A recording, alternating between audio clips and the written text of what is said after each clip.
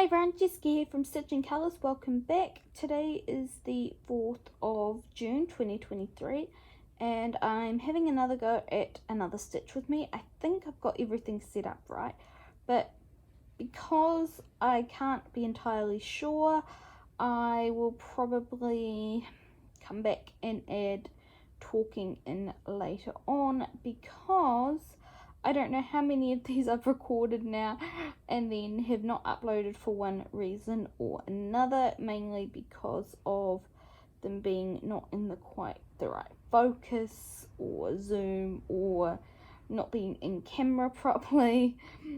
So just one of those things, I guess. I am working on Searching for God by Jonas Joe Dyke, and that is charted by Gecko Rouge. So this came as a kit and it's stitched on 25 count 1/1.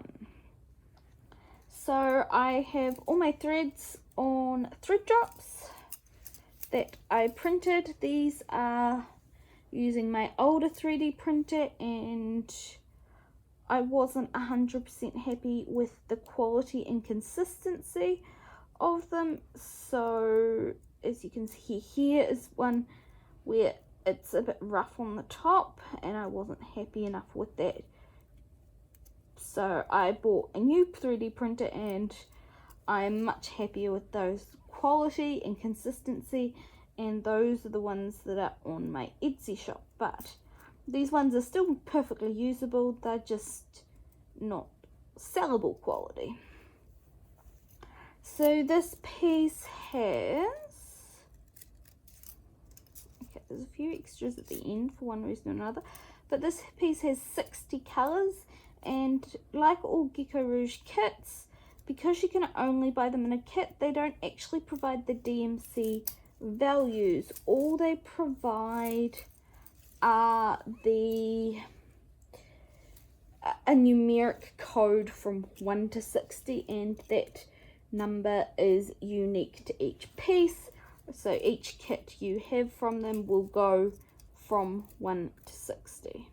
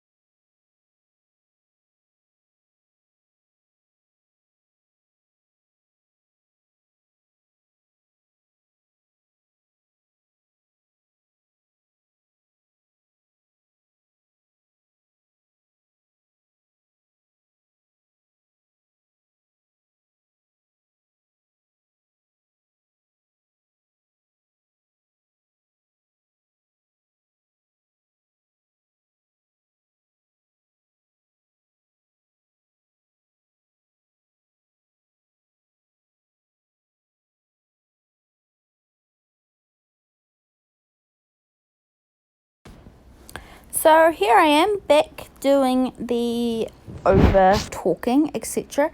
I'm really sorry. You may hear Luna meowing in the background. Currently she is meowing at me as if I so much as stop petting her. So she's obviously desperate for a bit of attention, even though she was quite happily sleeping until about 3 minutes ago. But you know, we just have to deal.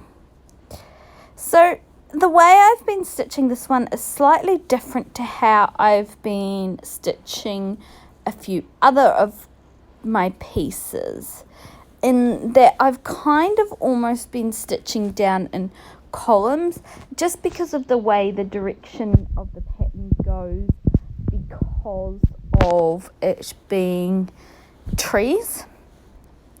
So I've found that I am best to be stitching in columns, and therefore I park it at the bottom when I get 2 or 3 blocks down, and then start back up at the top with another colour. So I find that while this means I end up with a lot more parked threads, it means that they're all sitting there waiting for me when I come down to that next set. And that is Luna.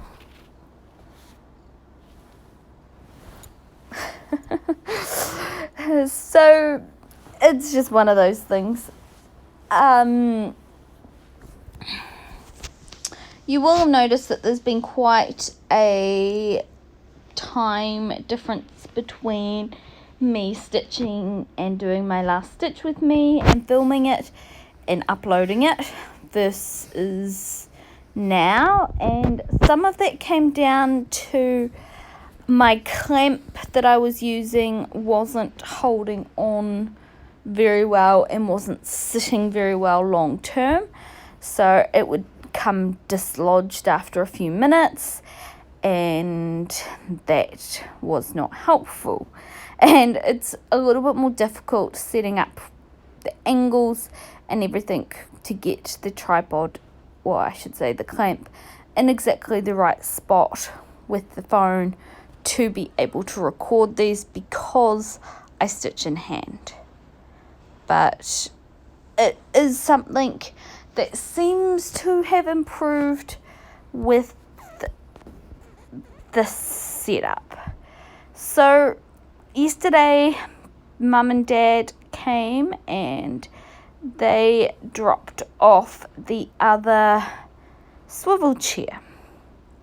So what happened was, when I purchased my original one, Mum got one as well, thinking it would be great to stitch in, but she's found that it's too deep for her and not all that comfortable, so she went through to the recliner, but still had the swivel chair up at their dry stock block, and or the runoff as they call it. And then when they moved recently, it was just taking up too much space furniture wise, so I got gifted it, I guess. So they dropped it off yesterday and I set it up next to my other one and replaced the normal chair that I normally film my updates in that location. But it means that I could connect my clamp onto the cat tree in a slightly different area, which hopefully and seems to be a bit more stable than on the other side where it was clamped. It just means I need to adjust my lighting a little bit more because it's further away from the window, so daytime stitching not necessarily as good as when I am in my other chair. I can use a lot more natural light. Of course, that kind of thing is a lot more difficult at this time of year. We are in June, so winter kind of time, and today I think we almost have had our first taste of winter, at least down here, because I have had to turn up the heaters and things like that, because it feels like we went from summer weather yesterday. It was beautiful blue skies, lovely weather. I mowed my lawns, everything like that, and it rained overnight, and it's been pretty cold and raining off and on all day so far. So just one of those things. I guess winter has actually arrived. Up until now it's been pretty nice. I mean, most days when I've been outside, out and about for work, I've been wearing a t-shirt still, short-sleeved and all, so I guess I'll actually need my work jacket now to go to sites and things. But that's no hardship. It's just a sign of the changing weather.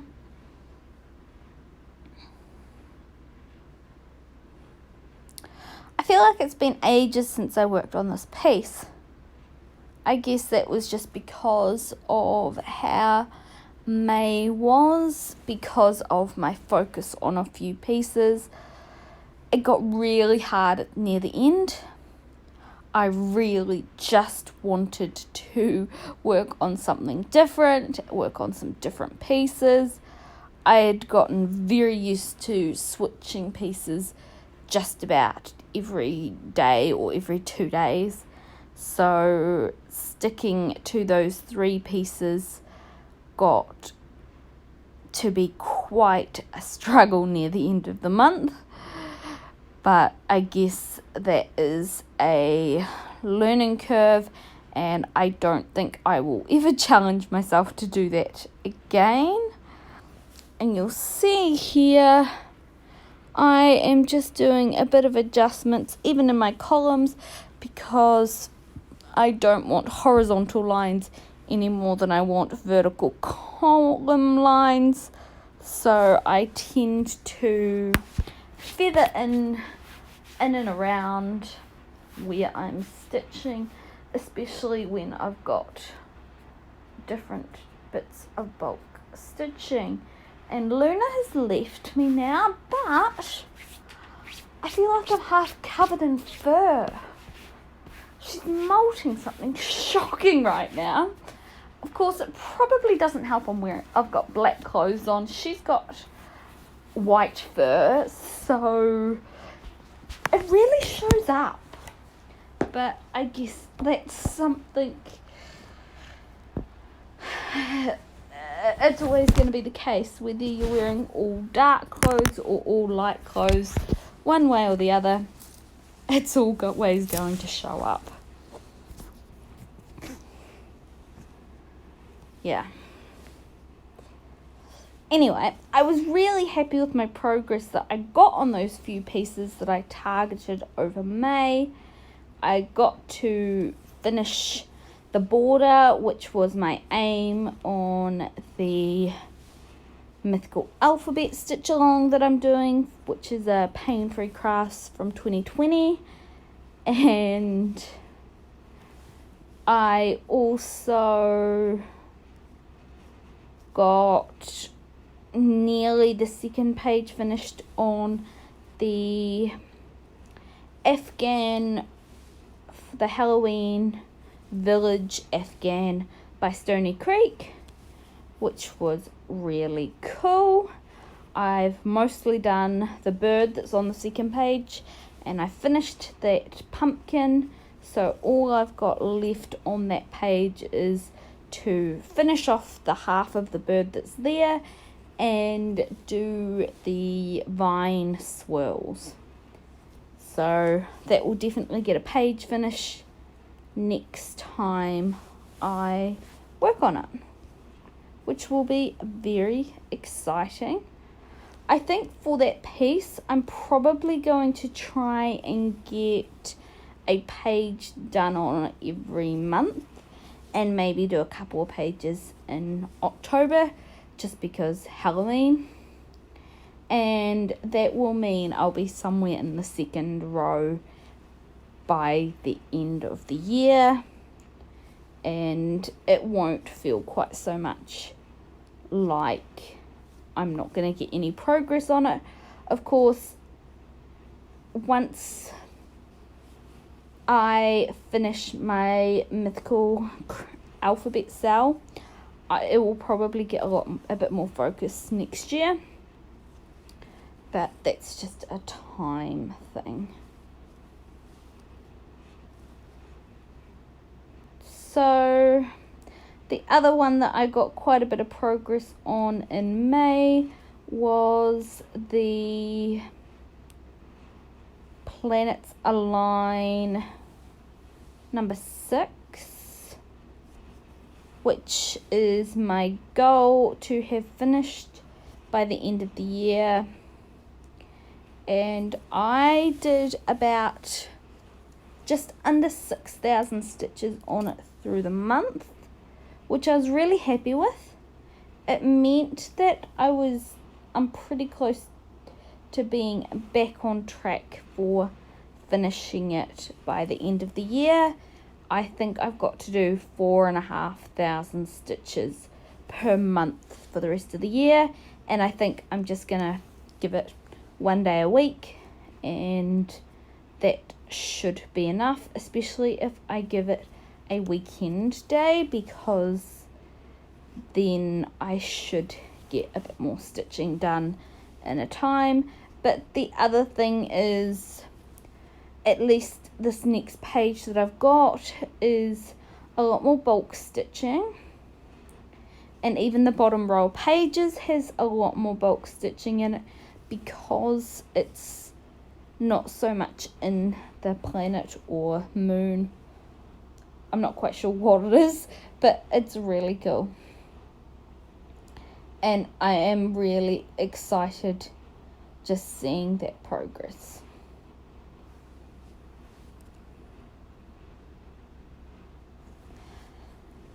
I feel like this piece hasn't had a lot of focus on it this year, even since I started it, probably because even though it's got 60 colours, it seems quite limited in the colour palette, and I would like to get a bit more progress on it. I mean, currently I have 5,000 stitches done on it, and while that's quite a good little bit of progress on it, it is only 5% because it is 100,000 stitches. So it would be really good to get this one and a couple of other pieces like the Mini Heart of the Storm and Archer in a position that it is plausible to get them finished for next year. So I think that is some of the aim that I'm going to have for the rest of the year, as well as stitching on some of my bigger pieces, just getting them a bit more progress along. But I would really like to have these pieces in a position, or at least a few of them in a position, to get finishes next year without putting too much of a stretch on them next year. Because as much as I'm loving working on the Planets Align and seeing the progress I'm achieving, I kind of think I was a bit overly ambitious with it. I mean, 4,500 stitches per month is quite a bit of stitching on one piece to be doing every month.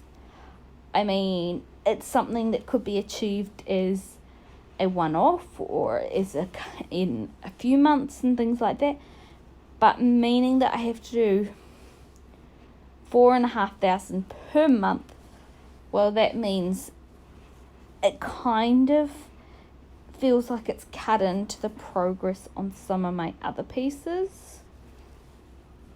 But it's a learning curve, and I'm kind of feeling like I'm almost on the home stretch with that one, because a lot of the next page or two are going to stitch up really, really quickly.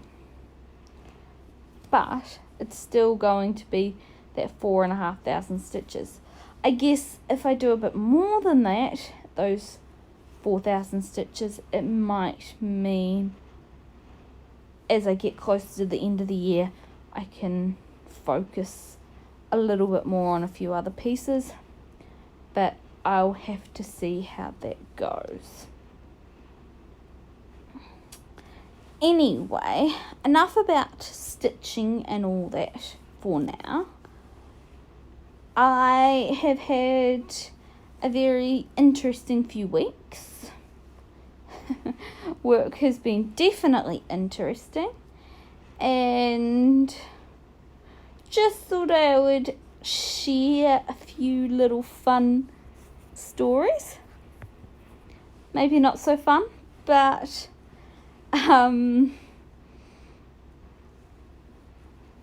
we had one the other day where I got called out to see an area in this house which had been fire damaged. So there was an issue with historical wiring that probably shouldn't have been still in use, and the wiring had a short which caused some issues in the ceiling void. So essentially there was some materials that were like building materials, insulation, that was burning in the ceiling void for a couple of days before it was identified that there was a fire in the property. So the fire brigade cut a hole in the ceiling and they put the fire out. Great job.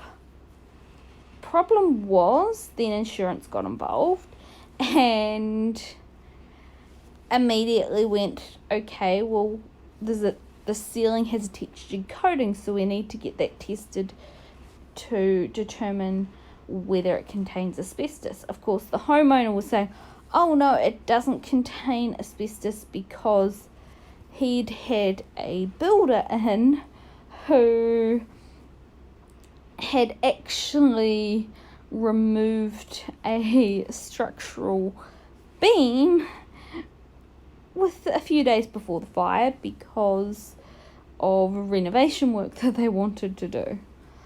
Well, that was a oops moment. So we tested the ceiling for asbestos, and turned out it did contain asbestos. The builder had said it's not in there and never is in that product, but it is. So just a word to the wise, if you're ever thinking of renovations and you've got any kind of textured ceiling effect of any description, strongly would recommend getting that tested before you start work.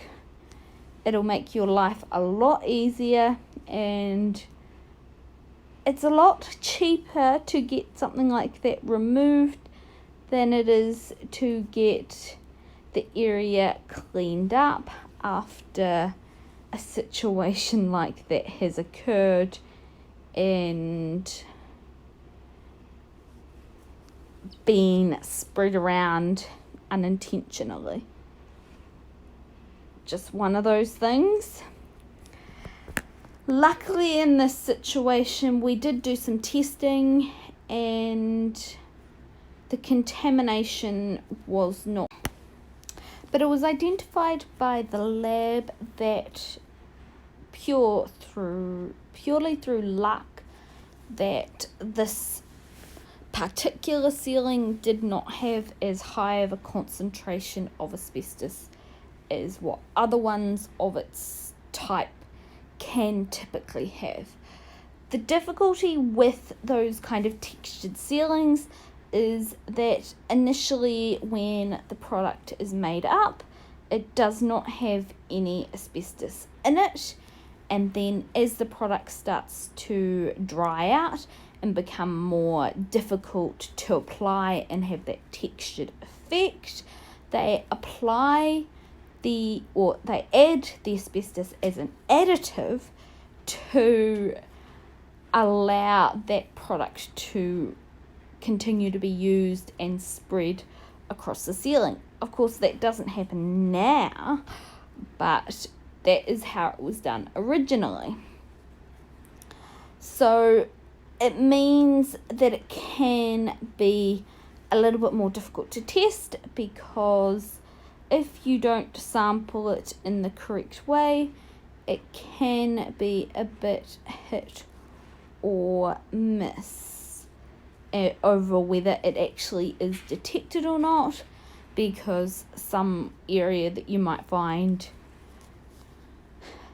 if it's sampled, if, for example, you sample in one spot, it could be 2 inches to the left or less.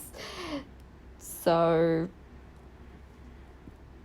it means that we have to normally take samples in a few different locations to identify it. In this situation, we did some surface sampling in the surrounding areas and through the rest of the house, where there was concerns that it might have been essentially walked right through the rest of the house. That was not the case, luckily. Although there was visible plaster debris on the carpets and things through the house, there was no contamination present, which was very good.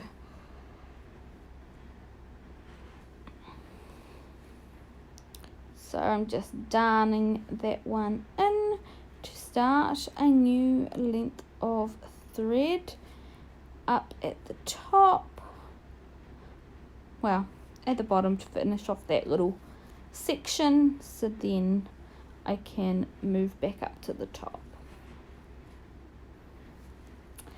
It's something that can be quite frustrating in New Zealand, is that asbestos was technically outlawed and you couldn't import it since 1990, somewhere in there. But unfortunately there was stockpiles of products containing it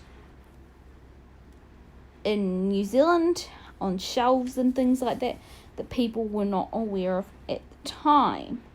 So it means that any building constructed before 2000 is recommended to have an asbestos management survey, particularly commercial buildings.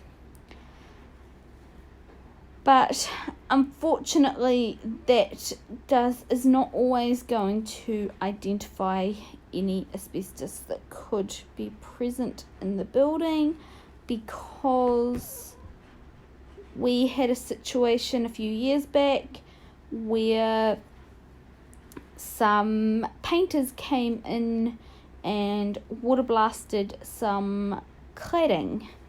This is a fibre cement, so they thought it was a modern Hardy's product because it was installed in 2016. They knew the owner had installed it in 2016, so they didn't think anything of it.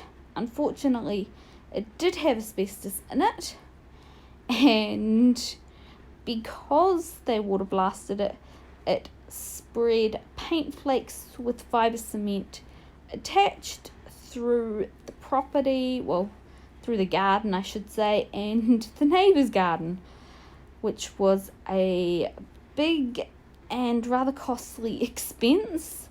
So luckily, because it was a fibre cement product, it's relatively well bound in the matrix and wasn't as bad as it could have been, but it was a relatively frustrating cleanup, something that could have been avoided by testing things.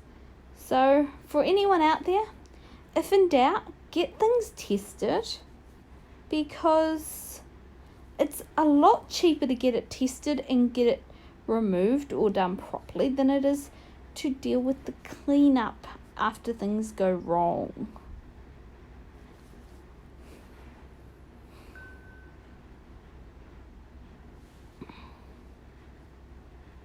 But enough on that. A wee funny story. We've got our new trainee who was sitting exams this week, and we'll have to wait a few weeks for him to get his results, but I'm hopeful he has passed his surveying exam, which will be good. So this is an international course that is an internal requirement for doing asbestos surveying within our company, and other companies do similar things as well. It's just one of those good things that I guess it kind of monitors that everyone's doing what they should do on a more international level and making sure everything's up to standard, that they know the information that they should. So we'll have to wait for a few weeks for those, but it just brings back memories of when he was in his first few weeks and had a few fun conversations, one of which was very entertaining when we were talking about a plant room. So a plant room being a mechanical room with plant equipment, like motors, tanks and things like that, for functioning in a commercial site. And the immediate picture that came to his mind when plant room was mentioned was a room of plants, like greenery plants. He hasn't quite lived that one down yet, but we all make mistakes like that, or comments not thinking about things, so just one of those fun little stories. Yeah.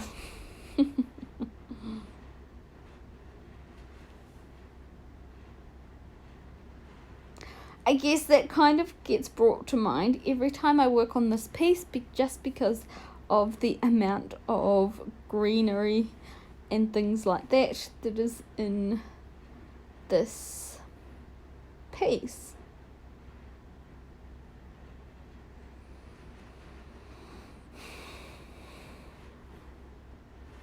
It always gets to the point where I just don't know what to talk about in these Stitch With Me's, but that's alright.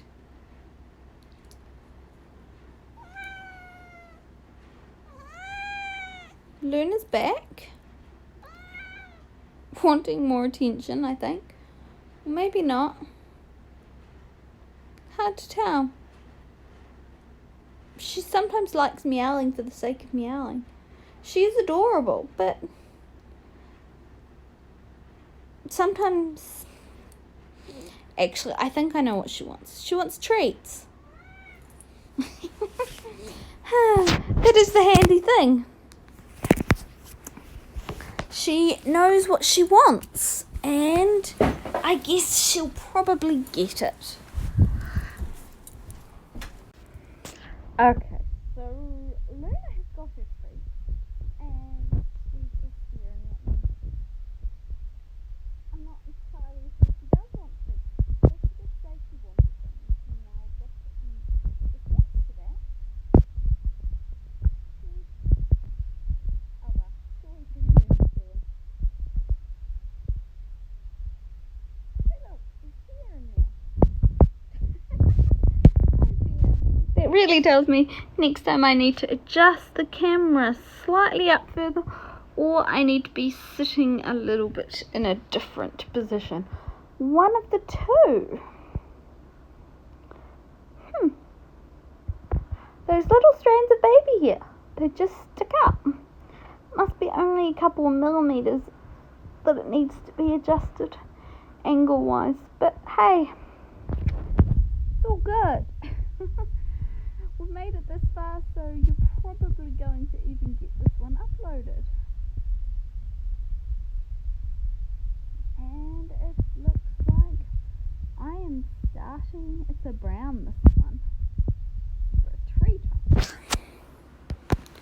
It's very exciting, just every time I get some of these other colours, because there's only so long I can stitch black for before I go, I need a break, I want to stitch another colour.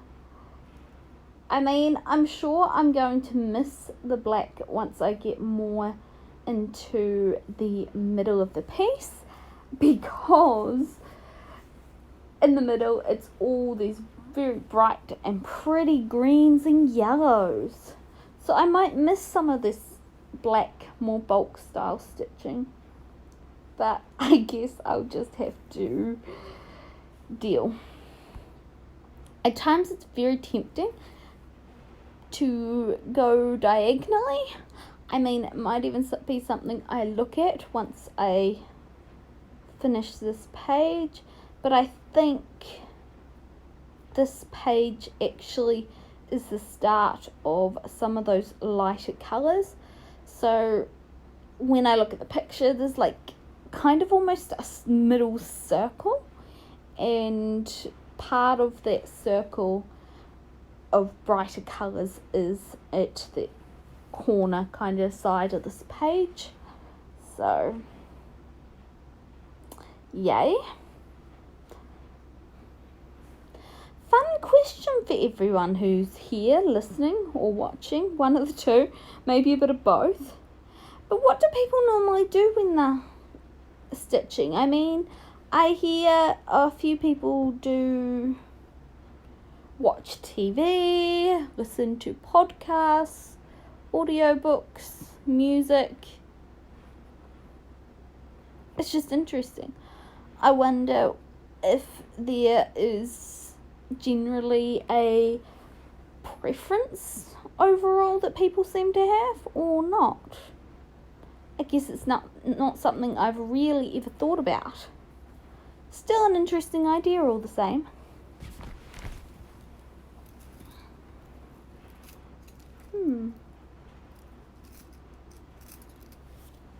Personally, I tend to listen to audiobooks, or I watch TV or stream videos or things like that, and I'll stream them to my phone, which is normally sitting in front of the tablet that I have, or leaning against my tablet. So it means that if I do glance up to look at the pattern or anything like that, I actually see some of it. I'm not just listening. Of course, I'm one of those people that's terrible in that I can get quite invested in some of those movies or TV shows and things like that, and I actually end up doing more sitting and watching than I do stitching. So I guess that's one of those things. I'm always open to new ideas of what to do while stitching, but it seems to be audiobooks seem to be the way I get the most progress consistently. I mean, I can normally get around about 200 stitches per hour, maybe more depending on the piece and whether it is high confetti or not. But I guess that is just me. I know everyone stitches at different rates. I mean, I've seen some people who seem to stitch incredibly fast and others not quite so fast. But hey, it's all about the process and stitching for different purposes and things like that. I mean, I find it very relaxing, and it's definitely a way of getting some of the frustration out from work, especially when we are more busy. I mean, from what I've been told, we've got a busy few months coming up. We've got quite a few big projects starting and things over June, July and August. So hopefully it doesn't cut too much into my stitching time, but honestly, I think it probably will, sadly. I mean, May was a bit hit or miss with being busy, and I had 4 days that I didn't stitch at all, and although I'm not so sure whether that was due to being really tired from work and being how busy it was, or if it was more because mentally I just didn't really want to work on any of the 3 pieces that I had planned to be working on for the month. Whoops. Definitely a reason never to go back and repeat that challenge for myself, although I did learn a lot about myself from it, and I think going forward I definitely am going to be switching daily. Just darning in. I'm really shocking with playing thread chicken, and I do it far too frequently. You'd think I would learn, but seriously, I get to the end of the thread and I think, oh, I can do 1 more stitch. 1 more stitch becomes 2 more stitches, and before I know it, I'm looking at it going, yeah, I need to rethread this to be able to darn it out. Well, not great. But hey,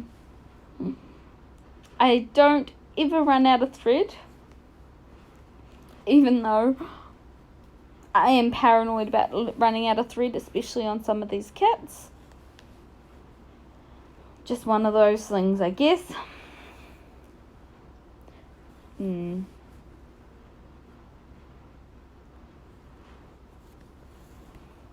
I feel like Flosstube has meant that I've started a lot more pieces than I maybe ordinarily would have. Not that that's a bad thing. It's just interesting. I've found I have changed my stitching methods quite a bit over this time period, and it means I've gone from stitching on 1 or 2 pieces a week to just about stitching on something different every day, and I kind of feel like I'm enjoying it more. I don't feel like I'm getting bogged down as much with confetti, and Luna is having zoomy, absolutely loopy times. She's running from one end of the house to the other. And now she's on her tree directly behind me, so no, that did not last long. She's on the window, looking out. It's all dark, so I don't think she'll see much, but hey, maybe she's got better vision than I do. She probably does. Night vision, anyway.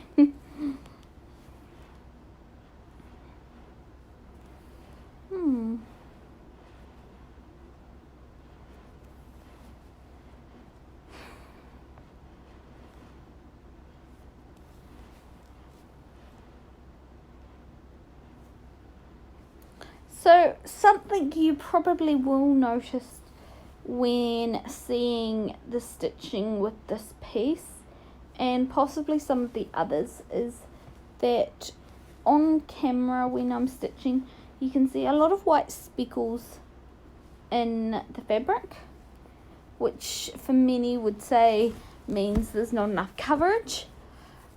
I will say, however, that I've got a lot of lighting set up. I do tend to like the area being quite bright, especially when I'm filming, just because sometimes I find that it kind of almost blocks out some of the light.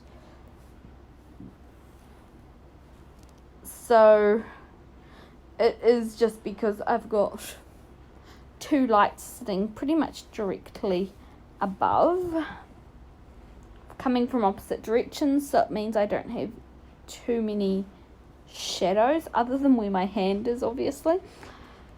So although it looks visually at the moment like there isn't enough coverage, even with the 310, which can be a little bit sparse at times, I find that once you've actually finished the piece, or once you step back and look at an area, you'll be actually quite surprised at how well the area does cover. I mean, cross stitches, after all, aren't designed to be looked at from an inch away or 2 inches.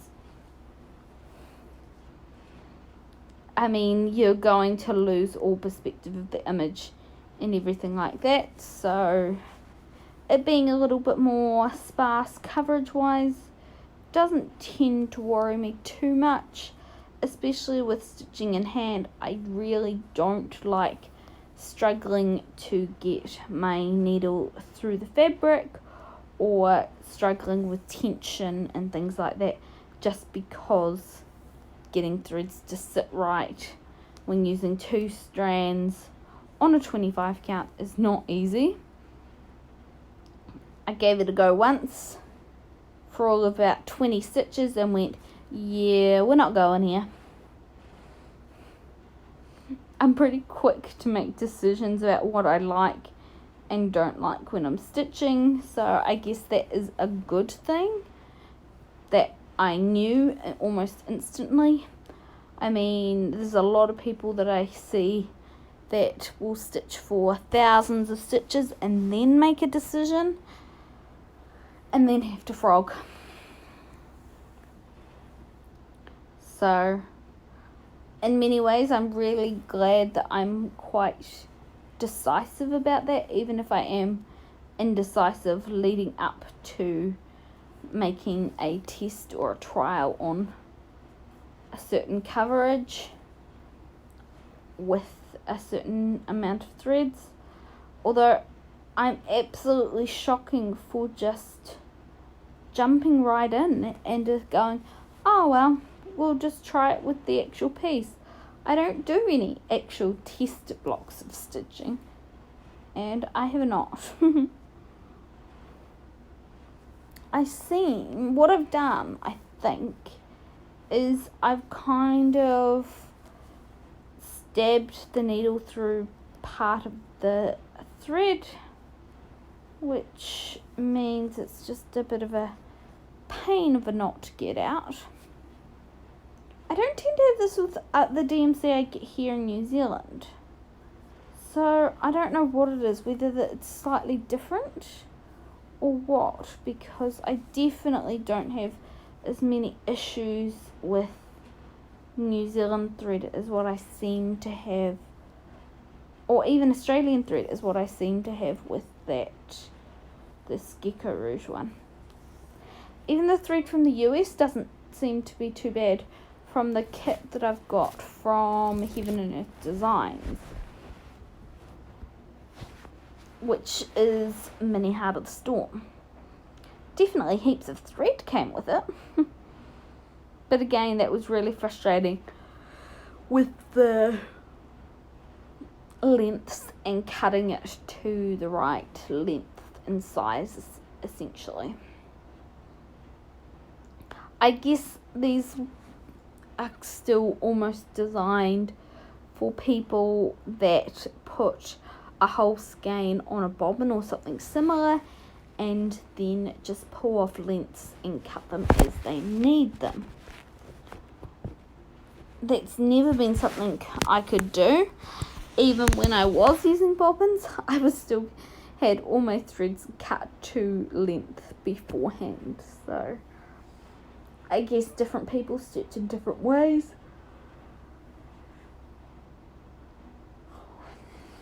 So I seem to be yawning a little bit. I guess it's getting to that point in the day and I just about need to get up and do something.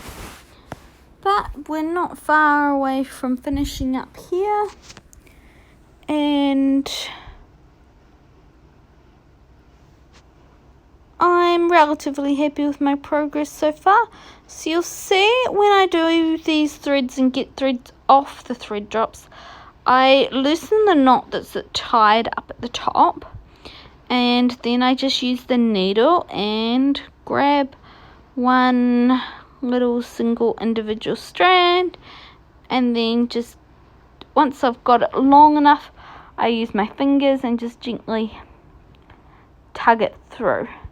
If you've got a loose knot and tug it free, it seems to flow quite nicely and come through, whereas if you have your knot quite tight, you'll find that the thread just won't pull very well, and it kind of makes the thread itself kind of, or at least the rest of the strands, and can knot up within that thread that's in the 6 strand or however many strands of it there are all grouped together. So definitely would recommend, if you're not already doing so, to loosen off the knot, or the knot when you are trying to pull threads, if you're not already doing so.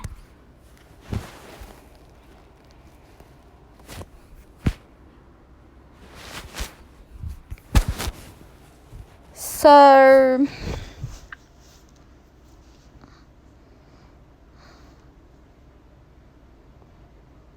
that baby here is really annoying me. I just see it, it's wiggling. It's really annoying. But anyway, as you'll see, I'm going through that second column and working through it. As I mentioned before, it seems to work better for pieces like this with limited colours. And it means I can fill in an area relatively easily and not have to either bring a thread back up to the top of the next block or other situations.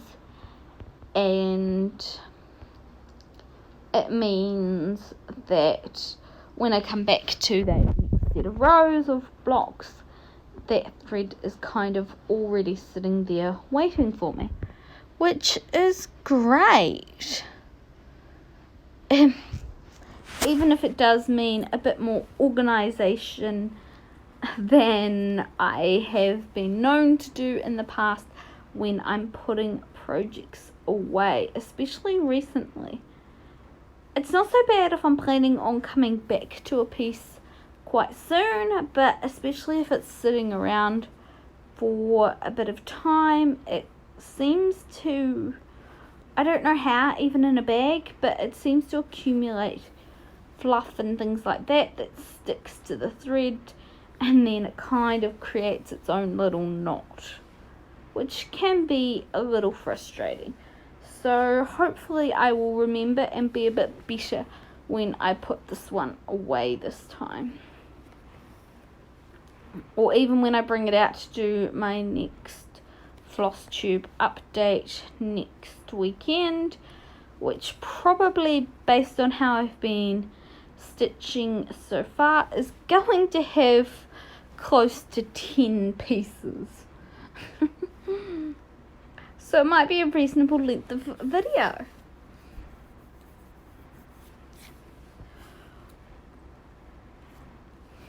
but who knows?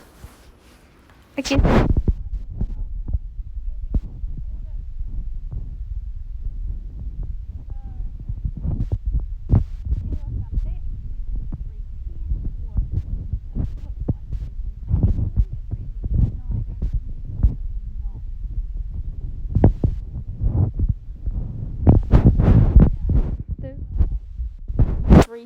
Kind of black in this piece, and that there was over 20,000 stitches. So currently there's about 19,000 of them with it, and a lot of them are in this outer circle, as I mentioned before, that there's the inner circle kind of area in the middle that has all the light colours. And sorry, I'm yawning again. I don't know why. I'm not really tired. I don't know. I normally sit down for longer and stitch for longer without yawning, so I'm not quite sure what the situation is. But I will say I'm very glad to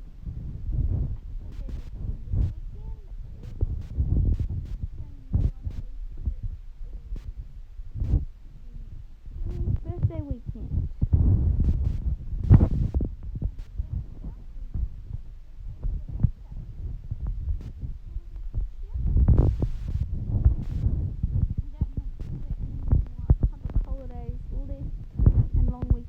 Until the end of the year.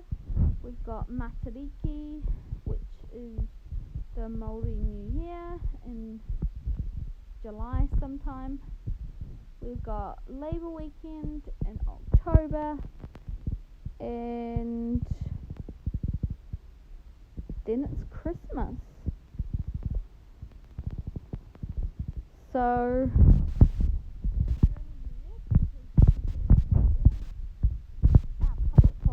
for the majority, I guess, are all in the first half of the year. It definitely means that we get used to having a few short weeks. The best one is normally around Easter, because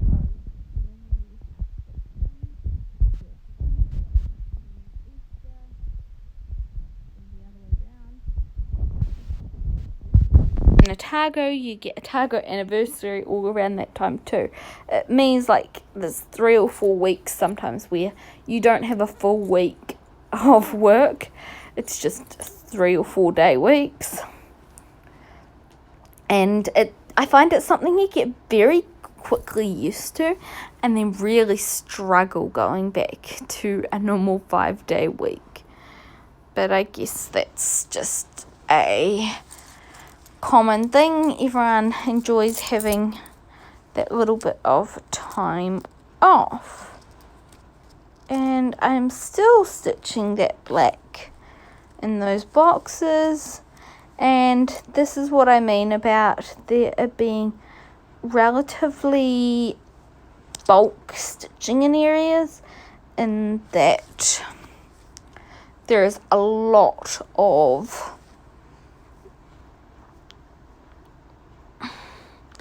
blocks that, or at least so far there are quite a few blocks that are mostly 2 or 3 colours, and that's all that's in the block. So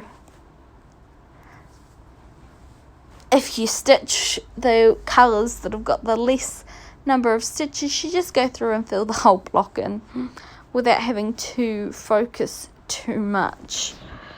Makes it interesting, but I guess there's only so much of that before I kind of get to a point where I go, I want some confetti. Although I have to say, when I first started stitching, I don't think I ever would have said that I want confetti.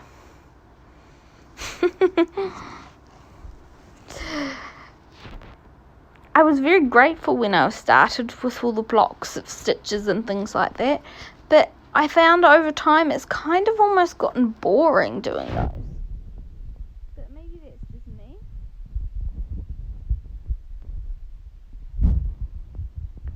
And maybe that's in some ways on how I'm stitching now, because a lot of the time in the past when I was doing those, I was doing cross-country stitching. Definitely not something I think I can go back to these days, but I guess it's just one of those things.